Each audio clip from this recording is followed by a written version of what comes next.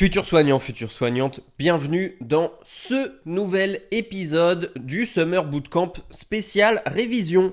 Soignants, on est cette semaine sur la pharmacologie et on va entrer dans le détail aujourd'hui de l'administration des médicaments.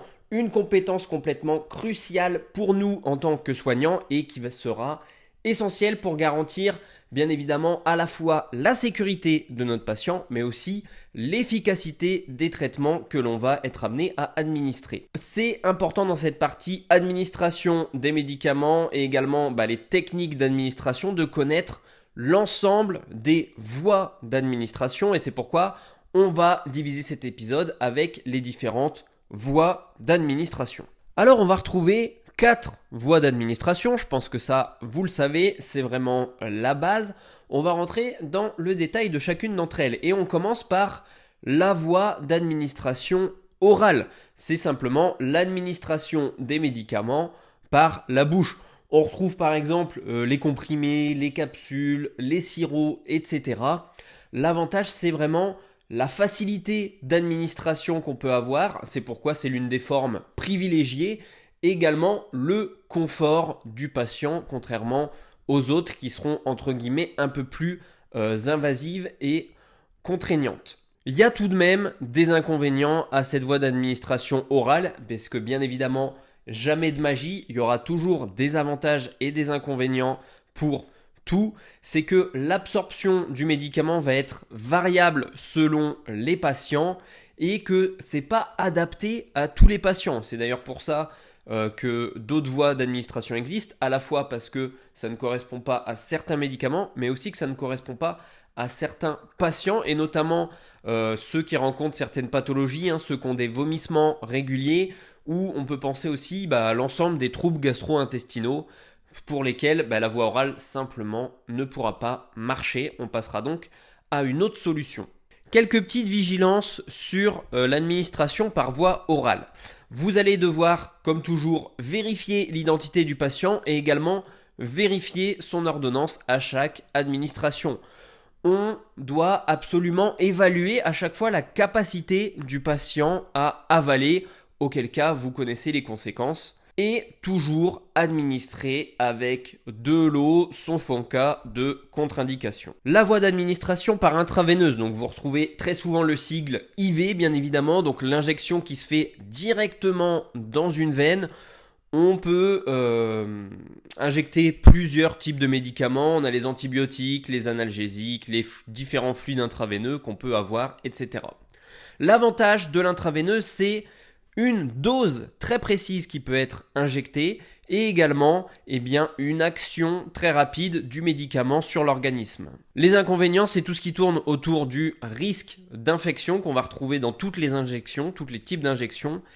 Et également, l'injection en intraveineuse nécessite des compétences spécialisées. C'est pour ça que nous, on est formés pour réaliser ces intraveineuses, contrairement au cachet oral que tout le monde peut prendre dans la vie courante. Les vigilances de l'intraveineuse, il faut obligatoirement une préparation stérile et aseptique. On doit sélectionner un site d'injection approprié et surveiller les signes d'infection ou d'infiltration. On passe à la voie intramusculaire, le sigle IM que vous voyez souvent.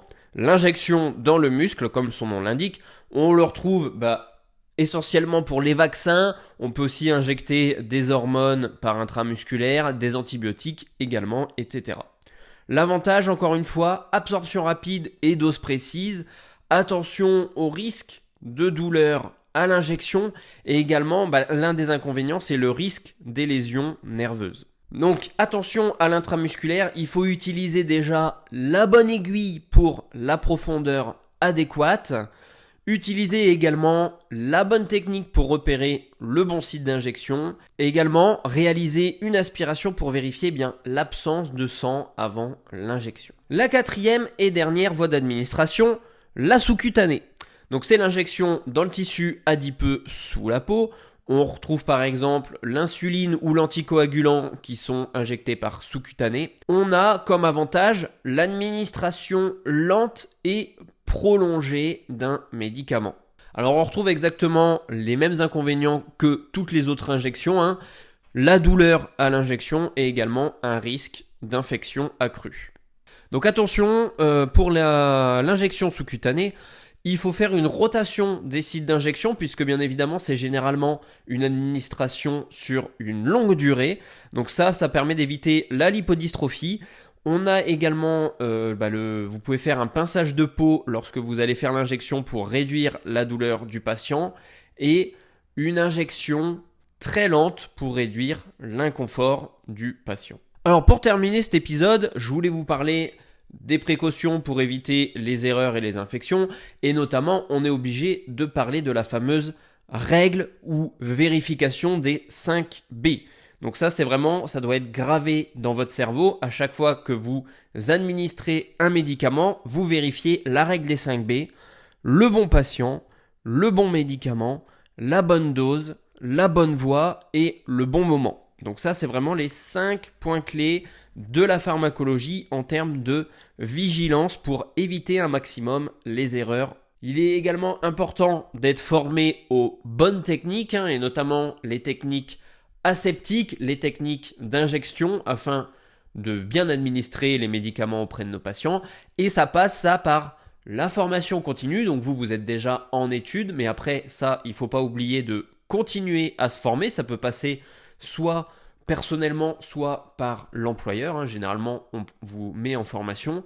Et également, c'est très important de respecter les protocoles institutionnels, les protocoles également de vos établissements qui sont mis en place. Il est important aussi de d'avoir une documentation précise sur l'administration et l'observation des effets secondaires que peut à chaque fois provoquer l'administration que vous êtes en train de réaliser.